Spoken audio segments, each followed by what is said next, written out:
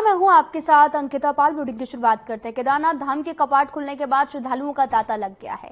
जहां एक तरफ 15 दिनों के लिए सभी धामों में वीआईपी दर्शन बंद किए गए हैं, तो वहीं दूसरी तरफ राजनीति में लगातार सीएम पुष्कर सिंह धामी और फिल्म अभिनेत्री शिल्पा शेट्टी के केदारनाथ आने पर कांग्रेस पार्टी नाराज नजर आ रही है। इस बात को लेकर कांग्रेस के प्रदेश प्रवक्ता शीशपाल सिंह बिष्ट ने भी कहा कि केदारनाथ धाम के कपाट खुले हैं और सरकार के दावे हवा हवाई हो गए हैं। सीएम ने स्वयं केदारनाथ जाकर अपने ही आदेश की धज्जियां उड़ा दी हैं।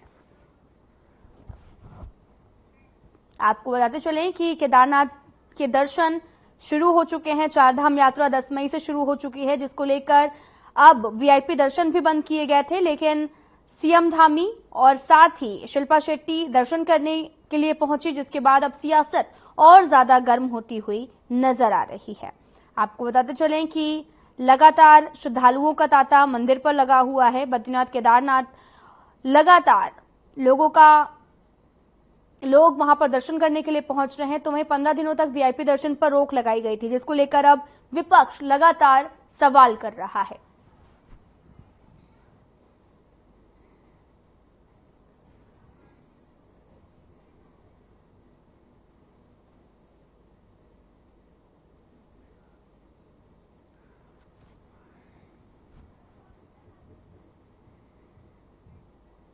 आपको बताते चलें कि श्रद्धालुओं का तांता भी लगातार लगा हुआ है। आप तस्वीरें भी देख सकते हैं। आपको बताते चलें कि बद्रीनाथ केदारनाथ के दर्शन होना शुरू हो गए हैं। तो अगर बात की जाए राज्यपाल लेफ्टिनेंट जनरल की, तो वो भी केदारनाथ और बद्रीनाथ धाम पहुंचे हैं। रिस्पना नदी पर हुए अतिक्रमण को हटाने के लिए नगर निगम देहरादून की कार्रवाई लगातार जारी है, जिसे लेकर पूर्व कैबिनेट मंत्री और इंटक के प्रदेश अध्यक्ष हीरा सिंह बिष्ट के नेतृत्व में देहरादून में 1 दिवसीय धरने का आयोजन भी किया गया। वहीं हीरा सिंह बिष्ट ने यह भी कहा कि अगर सरकार मजदूरों को अतिक्रमण के नाम पर हटाती है तो मजदूरों के प्रवास के लिए उचित व्यवस्था की जाए।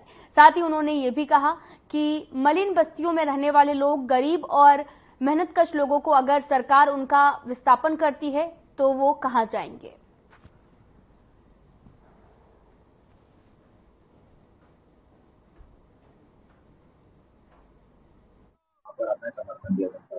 आज सारे उत्तराखंड टेस्ट जोन ने इंटीग्रेटेड सिटी जितने थी, इन्होंने सबने धरना दिया। जो 20 बस्तियों को उजाड़ने का सरकार ने निर्णय किया, घोषणा की कि उनको हम उजाड़ेंगे।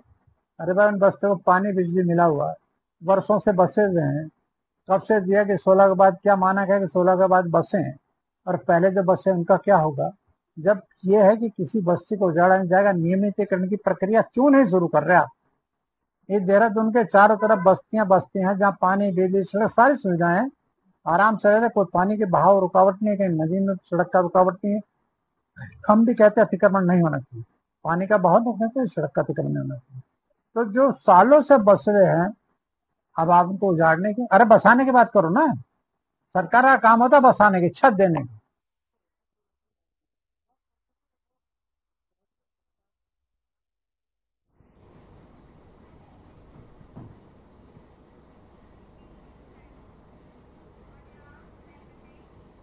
यमुनोत्री के निर्दलीय विधायक संजय डोभाल ने अवैध तरीके से जिला पंचायत पर वसूली का आरोप लगाया है। उनका भी कहना है कि देश विदेश से आने वाले श्रद्धालुओं से इको टूरिज्म के नाम पर अवैध तरीके से वसूली की जा रही है। सुविधा के नाम पर कोई भी काम नहीं किया जा रहा। जिला पंचायत अवैध तरीके से वसूली भी कर रहा है, जिसको लेकर सियासत भी अब गर्मा गई है। आपको बताते चलें कि श्रद्धालुओं से अवैध तरीके से वसूली के जो मामले हैं वो लगातार बढ़ते जा रहे हैं। तो वहीं दूसरी तरफ बद्रीनाथ केदारनाथ के दर्शन खुल चुके हैं। अब लोग दर्शन करने के लिए मंदिरों में पहुंच रहे हैं, तो वहीं दूसरी तरफ उनसे, लोगों से और श्रद्धालुओं से लगातार अवैध तरीके से वसूली की जा रही है, जिसको लेकर रोक लगाने के लिए भी टूरिज्म के नाम पर वसूली यहां पर लगातार जारी है, जिसको लेकर लगातार विपक्ष सरकार पर सवाल भी उठा रहा है।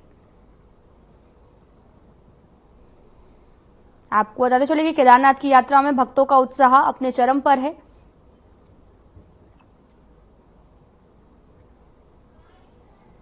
इस तरह ऑटोनोमस बॉडीज है, लेकिन मैं नहीं समझता कि इतना पर्याप्त होता होगा कि इससे इतनी बड़ी सुविधाएं जुटाई जा सके। जब सरकार के संसाधन पर्याप्त नहीं हो पाते हैं, तो एक जिला पंचायत का संसाधन कितना पर्याप्त हो सकता है।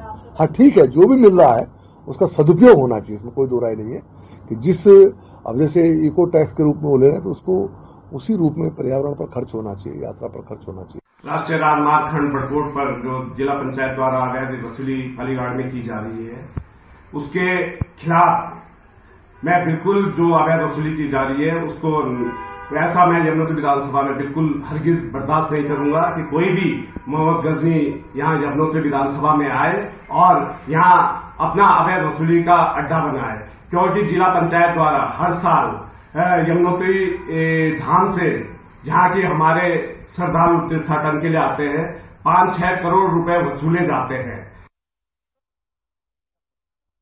आयुष्मान योजना के अंतर्गत लंबे समय से भुगतान के लिए तरस रहे अस्पताल मालिकों के लिए अच्छी खबर है। आपको बताते चलें कि अटल आयुष्मान के तहत भारत सरकार के टीएमएस पोर्टल में दिक्कत आ रही थी, उसे अब दूर कर लिया गया है और लंबे 3 महीने के बकाया भुगतान की प्रक्रिया भी शुरू कर दी गई है। इस बात की जानकारी राज्य स्वास्थ्य प्राधिकरण के निदेशक क्लेम मैनेजमेंट वीएस टोरिया ने दी है। आपको बताते चलें कि अस्पताल मालिकों के लिए अब एक अच्छी खबर भी सामने आई है, जहां पर आपको बताते चलें कि अस्पताल में लगातार हो रही दिक्कतों के लिए अब काफी अच्छी खबर जो है वो सामने निकल कर आई है, जहां पर आपको बताते चलें कि अस्पताल में अब सभी सुविधाएं जो हैं वो अब मुहैया कराई जाएंगी, जिससे होने वाली दिक्कतों को अब दूर भी किया जाएगा।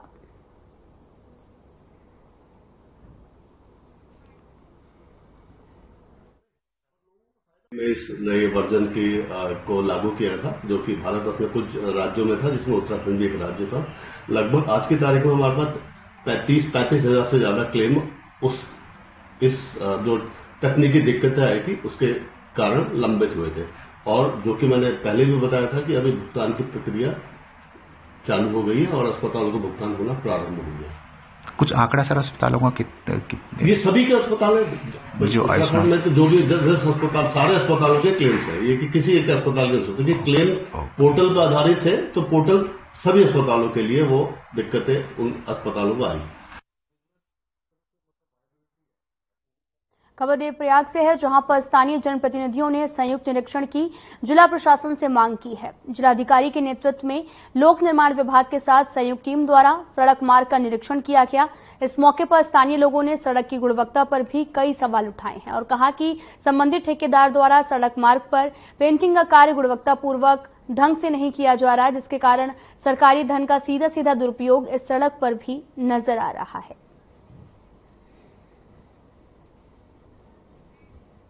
आप तस्वीरें देख सकते हैं, जनप्रतिनिधियों को लेकर लोक निर्माण विभाग ने यहां पर निरीक्षण भी किया है और जिसके बाद लोगों ने घटिया गुणवत्ता का लगाए गया जो आरोप है वो भी लगातार उस पर भी सवाल खड़े हो रहे हैं। आप सड़क भी देख सकते हैं जहां पर घटिया मटेरियल का इस्तेमाल किया गया, जिसके बाद में लोक निर्माण विभाग ने भी यहां पर पहुंचकर निरीक्षण किया है। तो वहीं लोगों ने भी कई तरह के आरोप लगाए हैं। जनप्रतिनिधियों को भी जिला प्रशासन से लगातार मांग भी की जा रही है। लगातार सड़क के पुनर्निर्माण को लेकर बात भी कही जा रही है। हम ये चाहते हैं कि रोड में बहुत अच्छा काम होना चाहिए, है ना। सही तो रहे पर थोड़ा बहुत कमियां भी बहुत है। हम ये चाहते हैं कि सही होना चाहिए। अब गांव वालों को झेलना पड़ेगा और किसको झेलना पड़ेगा, हम ही लोगों को झेलना पड़ेगा ना। खुशी तो बहुत थी कि जब रोड आई तो हम बहुत खुश हुए कि यहाँ रोड आ गई, पर क्या करें, रोड आने का कुछ फायदा नहीं है। यहाँ पेंडिंग होती है, फिर 2-4 महीने बाद वो खड़ जाती है। होता है पैसों का तो दुरुपयोग होता है। चाहती हूँ कि काम रोड पे अच्छा होना चाहिए। कहते हैं यहाँ हमें बहुत डर लगता है, कोई बात ही नहीं सुनता है। 50 बार बोलते हैं, कोई कुछ बोलता ही नहीं है। इन्होंने कहा हम कल से काम शुरू करेंगे, अगर अभी बोल रहे तो कर देंगे तो ठीक है, नहीं भी करेंगे तो उनकी मर्जी। हमें हो रही है दिक्कत, हमें बहुत दिक्कत हो रही है। हम बस का बहुत डरते हैं। जब बहुत बारिश होती है यहाँ पानी आता है नीचे, पूरे कमरों में पानी, इसलिए हमें डर लगती है। धारी ढूंढ से यहाँ पे जो है ये धारी ढूंढ से मार्ग है, इसमें पीसी वर्ग का कार्य गतिमान है। इसमें जनप्रतिनिधियों की और जनता की शिकायत थी कि जगह जगह पीसी वर्क का कार्य खराब हो रहा है। तो इसके लिए यहाँ पे एक संयुक्त निरीक्षण किया गया है, जिसमें प्रशासन की टीम थी और लोक निर्माण विभाग और पीएमजीएसवाई को संयुक्त निरीक्षण के आदेश थे। तो इसमें दरअसल ये देखा गया है कि लगभग अधिकांश जगह पे जो नाली है, नाली नहीं बनाई गई, इस वजह से प्रॉब्लम आ रही है। और पीसी वर्क लगभग अधिकांशतः ठीक ही है, पीसी वर्क का कार्य अच्छा।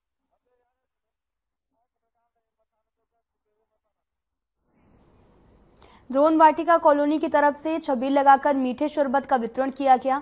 समिति के गठमान अध्यक्ष राजदेव सिंह यादव, कॉलोनी के सचिव सुधीर मेहता और अन्य पदाधिकारियों ने भी अधिक लोगों को मीठे शरबत का वितरण कर पुण्य का काम किया है। इस दौरान सभी पर्यटकों और राहगीरों को रोककर शरबत पिलाया गया। ड्रोन वाटिका कॉलोनी लगभग 1 दशक से कॉलोनी के हितों के साथ साथ समाज के हितों पर भी काम करती आई है।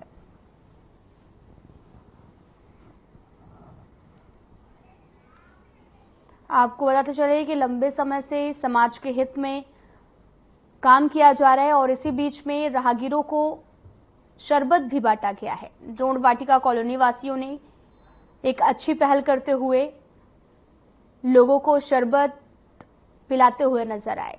प्रेम वाटिका रेजिडेंट ने इस कार्यक्रम का आयोजन किया, जिसके बाद राहगीर चलते लोगों को गर्मी के मौसम में शरबत बांटा है, जिससे उनकी प्यास भी बुझी। और आपको बताते चले कि लंबे समय से समाज के हित में लगातार काम भी करती आती रहे हैं और साथ ही आपको बताते चले कि राहगीरों को भी यहां पर शरबत बांटा गया है। आप तस्वीरें देख सकते हैं। दरअसल राहगीर निकलने वाले लोगों को भी शरबत का वितरण किया गया है।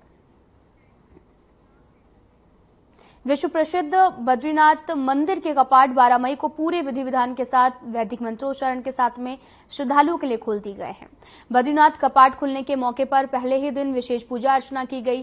सीएम पुष्कर सिंह धामी ने कपाट खुलने के शुभ अवसर पर समस्त श्रद्धालुओं को बधाई भी दी है और हल्की बारिश के बीच में आर्मी बैंड और ढोल नगाड़ों की मधुर धुन, स्थानीय महिलाओं के पारंपरिक संगीत और नृत्य के साथ भगवान बद्री विशाल की स्तुति ने श्रद्धालुओं को मंत्रमुग्ध कर दिया है।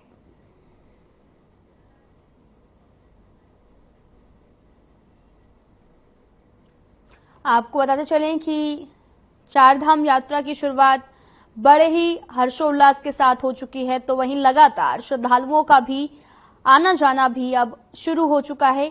दर्शन के लिए आज बद्रीनाथ के कपाट खोल दिए गए, जिसके बाद में आपको बताते चलें कि लोगों का यहां पर जमावड़ा भी देखने को मिला है। बांगेश्वर लहरिया के बीच में आज बद्रीनाथ धाम के कपाट खुल गए। श्रद्धालु अब 6 महीने यानी कि भगवान बद्री विशाल के दर्शन और पूजा कर सकेंगे। हजारों श्रद्धालु इस पावन पल के साक्षी भी बने। कपाट खुलते ही धाम में आस्था का सैलाब भी उमड़ा है। वहीं सीएम धामी ने भी तीर्थयात्रियों को धाम के कपाट खुलने की शुभकामनाएं दी। हल्की बारिश के बीच में आर्मी बैंड एवं ढोल नगाड़ों की मधुर धुन और स्थानीय महिलाओं के पारंपरिक संगीत और नृत्य के साथ में भगवान बद्री विशाल की स्तुति ने श्रद्धालुओं को मंत्रमुग्ध कर दिया। धार्मिक परंपराओं के निर्वहन के साथ कुबेर जी, उद्धव जी और गाड़ूगढ़ा दक्षिण द्वार से मंदिर में परिसर में लाया गया। इसके बाद मंदिर के पुजारी ने धर्माधिकारी और हकूकधारी एवं बद्रीनाथ केदारनाथ मंदिर समिति के पदाधिकारियों ने प्रशासन एवं हजारों श्रद्धालुओं की मौजूदगी में विधि विधान के साथ मंदिर के कपाट खोल दिए हैं। तो वहीं केदारनाथ धाम के कपाट खुलने के बाद श्रद्धालुओं का भी तांता लगा हुआ है। वहीं जहां एक तरफ 15 दिनों के लिए सभी धामों में वीआईपी दर्शन के लिए रोक लगाई गई थी, तो वहीं दूसरी तरफ सूबे के सीएम आपको बताते चले कि पुष्कर सिंह धामी और फिल्म अभिनेत्री शिल्पा शेट्टी के केदारनाथ आने पर कांग्रेस पार्टी नाराज नजर आ रही। इस बात को लेकर भी कांग्रेस के प्रदेश प्रवक्ता शिशपाल सिंह बिष्ट ने भी कहा कि केदारनाथ धाम के कपाट खुलते ही सरकार के दावे हवाबाजी हो गए हैं। मुख्यमंत्री ने स्वयं केदारनाथ जाकर अपने ही आदेश की धज्जियां उड़ा दी हैं। वहीं दूसरी ओर बीजेपी के प्रदेश प्रवक्ता सुनीता विद्यार्थी ने पलटवार करते हुए कहा कि विपक्ष केदारनाथ धाम में श्रद्धालुओं का जमावड़ा देखकर घबरा गई, जबकि मुख्यमंत्री का वहां पर मौजूद होना दिखाता है कि वो चारों धामों की व्यवस्थाओं को लेकर कितने चिंतित हैं।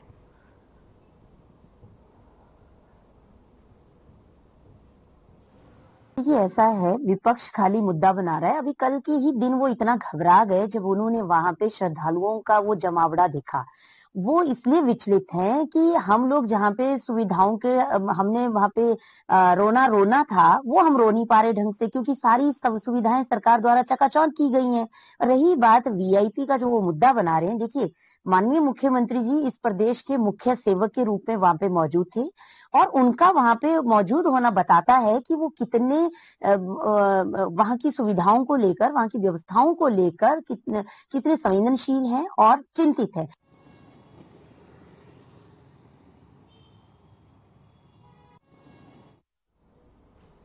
उत्तराखंड में नगर निकाय चुनाव को लेकर बीजेपी और अन्य राजनीतिक दलों के बीच में सियासी घमासान भी शुरू हो गया है। वहीं नगर निकाय चुनाव में हो रही देरी को देखते हुए पूर्व कैबिनेट मंत्री हीरा सिंह बिष्ट ने बीजेपी सरकार पर निशाना साधते हुए कहा कि सरकार की नीयत में खोट नजर आता है। साथ ही उन्होंने ये भी कहा कि माननीय न्यायालय के आदेश के बाद 6 महीने से ज्यादा निकायों का कार्यकाल प्रशासन के अधीन नहीं रहना था, लेकिन बीजेपी सरकार न्यायालय के आदेशों का उल्लंघन करते हुए अभी भी निकाय चुनाव में देरी कर रही है। कांग्रेस भी अभी आवेदन पत्र आमंत्रित कर रही है वार्ड अध्यक्ष के लिए, मेयर के लिए, चेयरमैन के लिए, कितने हो प्रोसेस प्रक्रिया कांग्रेस ने शुरू कर दी। लेकिन ये अभी गंभीर मामला, भी सरकार की नीयत नीति का पता नहीं, चुनाव कराएगी या पीछे हटाएगी, क्या सरकार का मंशा है। सरकार ने क्लियर संकेत नहीं दिए, न अभी आरक्षण का हुआ। अभी पता लगा है कि जो आर्मी एरिया था गढ़ी कैंट का दाखरा का, वो भी नगर निगम देहरादून में सम्मिलित कर दिया गया।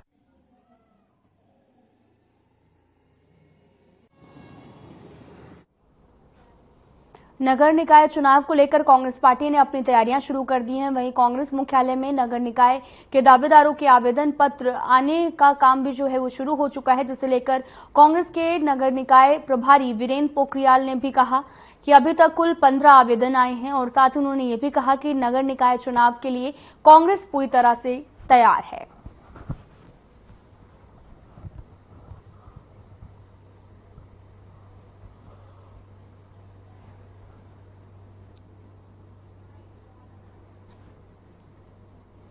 देखिए, जो महानगर ने अभी आवेदन लिए हैं उनकी तो मुझे संज्ञान नहीं है, पर जो मेरे पे 15 आवेदन आए हैं उनका मेरे पे जो है 15 आवेदन आए हैं मेरे पास। और नगर निकाय के चुनाव को लेकर कांग्रेस पूरी जोर शोर से तैयार है और किसी भी टाइम अगर घोषणा होती तो कांग्रेस तैयार है चुनाव लड़ने के।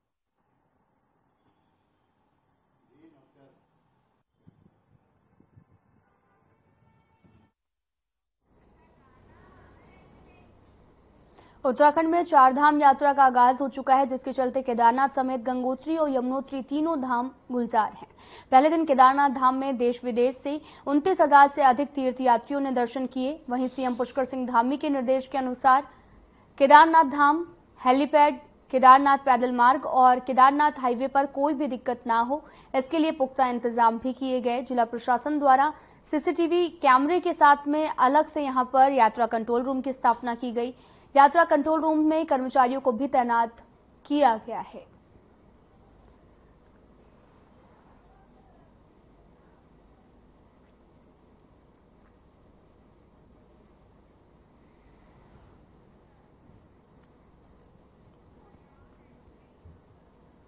यमुनोत्री धाम यात्रा के दर्शन करने आ रहे श्रद्धालुओं के लिए उत्तराखंड पुलिस ने एडवाइजरी जारी की है। पुलिस के अनुसार पर्याप्त मात्रा में श्रद्धालु यमुनोत्री धाम के दर्शन के लिए पहुंच चुके हैं और अब अधिक श्रद्धालुओं को भेजना जोखिम भरा हो सकता है, जिस कारण लोगों से भी अपील की जा रही कि यात्रा स्थगित कर दें। आपको बताते चले कि उत्तराखंड पुलिस ने एडवाइजरी जारी की है। यमुनोत्री धाम आ रहे श्रद्धालुओं को एडवाइजरी भी जारी की गई। यात्रा में ज्यादा भीड़ लगाने से बचाने की भी सलाह यहां पर दी गई है।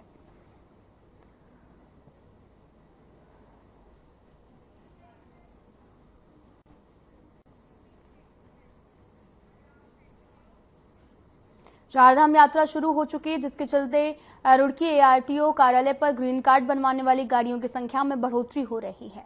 उत्तराखंड में आने वाले यात्री वाहन की टेक्निकल जांच होने के बाद ही चारधाम यात्रा के योग्य होगी। पहाड़ी क्षेत्र में चलने वाले वाहनों की फिटनेस जांच भी की जा रही है, जिससे यात्रियों की सुरक्षा में कोई चूक ना हो। साथ ही एआरटीओ एल्विन रॉक्सी ने भी एआरटीओ कार्यालय से कुछ दूरी पर मोनफोर्ड स्कूल के सामने एक अलग ग्रीन कार्ड बनवाने की सुविधा भी दी, जिसके चलते बनने वाले ग्रीन कार्ड में बढ़ोतरी तो होगी ही, साथ ही सड़क पर गाड़ियां खड़ी होने से जाम नहीं लगेगा और कोई आने वाली गाड़ियों के ड्राइवरों से अनावश्यक वसूली भी नहीं की जाएगी।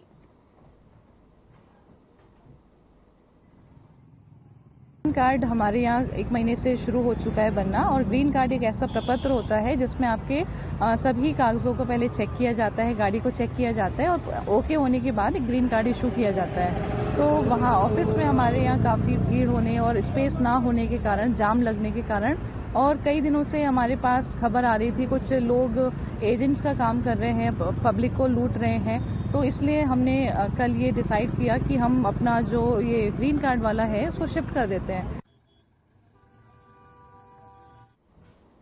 खबर अल्मोड़ा से है, जहां पर पर्यटक नगरी रानीखेत में पहली बार किताब कौतिक का आयोजन किया जा रहा है। और आपको बताते चलें कि यहां पर रानीखेत में ये आयोजन किया गया। Centre commandant brigadier S K Yadav और कैंट सीईओ कुणाल रोहिला ने दीप प्रज्वलित करके कार्यक्रम का शुभारंभ किया।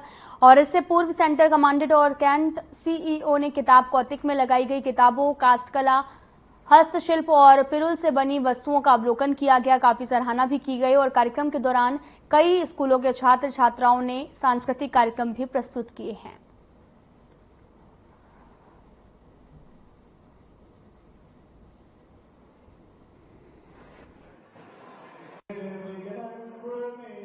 किताब कौतिक का कारवां रानीखेत तक पहुंच गया है। ये नवा आयोजन है और इससे पूर्व क्रिएटिव उत्तराखंड म्योर पहाड़ की ओर से पूरे कुमाऊं में 8 आयोजन किए जा चुके हैं। रानीखेत में ये नवा आयोजन होने जा रहा है, जिसका शुभारंभ स्टेशन कमांडेंट संजय कुमार यादव जी ने किया है। इस कार्यक्रम के अंतर्गत करीब 60 से 70 हजार किताबें यहाँ लगाई गई हैं विभिन्न प्रकाशकों द्वारा, जो बाल साहित्य भी है, हिंदी और अंग्रेजी की किताबें भी हैं, और जिनके स्टॉल्स यहाँ लगे हैं। हस्तशिल्प के भी स्टॉल्स लगे हैं, जो स्थानीय हस्तशिल्प है उस पर जो काम कर रहे हैं उन्होंने भी अपने स्टॉल्स लगाए हैं।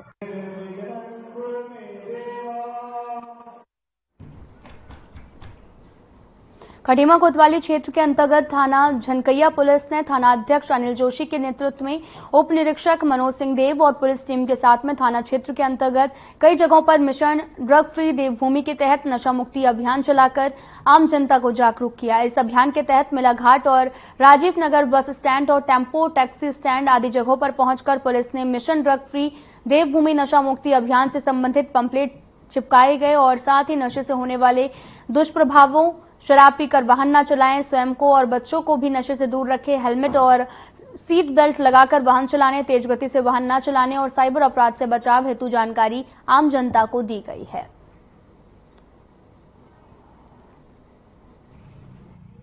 ये ड्रग फ्री देवभूमि जो मिशन है, इसके दृष्टिगत नशा मुक्ति अभियान चलाया गया 2 महीने। इसमें लोगों को नशे के विरुद्ध जागरूकता के संबंध में अवगत कराया जा रहा है, नशे के दुष्प्रभावों के बारे में अवगत कराया जा रहा है। यह अभियान लगातार 2 महीने तक चलता रहेगा। सितारगंज क्षेत्र के नकुलिया गांव के एक व्यक्ति ने अपने ही खेत से सब्जी तोड़ने के लिए आपको पता चले कि पास के गांव के दबंग लोगों को मना किया, जिसके बाद दबंग लोगों ने खेत के मालिक पर लाठी डंडों से हमला कर उसे घायल कर दिया, जिसका इलाज एक निजी अस्पताल में चल रहा। वहीं खेत के मालिक ने सितारगंज कोतवाली में शिकायत पत्र सौंपकर दबंगों के खिलाफ कार्रवाई की भी मांग की है। फिलहाल पुलिस इस पूरे मामले की जांच में भी जुटी हुई है। आज हमारे खेतों में कुछ दबंगे आए और सब्जी तोड़ने लगे, उन्हें हमने मना किया तो उन्होंने हमें गाली गलौज दी और उनके लिए फिर वो चले गए और अपने घर से और लोग लेके आए और लोगों को लेके आए, लाठी डंडों लेके आए और हमारे बड़े भाइयों पे हमला करा, उन्हें अच्छा खासा गंभीर कर दिया। उसके बाद हम जब हॉस्पिटल लेकर के आए तो उन्होंने गंभीर देख करके उनको सरकारी हॉस्पिटल से रेफर कर दिया।